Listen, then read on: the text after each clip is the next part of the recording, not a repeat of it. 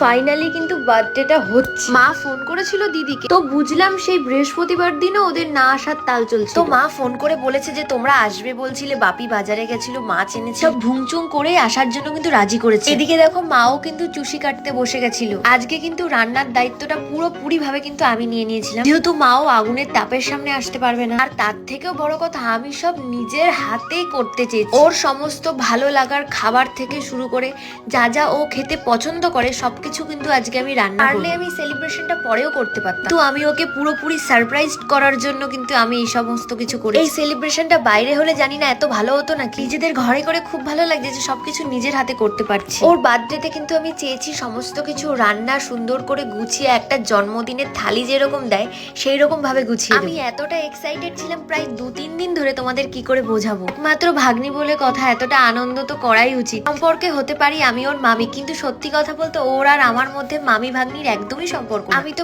ওকে পুরো আমার বান্ধবীর মতো ভাবি, যাকে কিন্তু সব মনের কথা আমি বলতে পারি। তো দেখো আমরা কিন্তু বুধবার দিন রাত্রেবেলা সমস্ত কিছু ডেকোরেশন করে রেখে এসেছিলাম, যাতে বৃহস্পতিবার দিন কোনো চাপই থাকে, মানে যাতে বৃহস্পতিবার দিন সারা দিন ভরে যেন আমি ওর জন্য রান্না করতে পারি।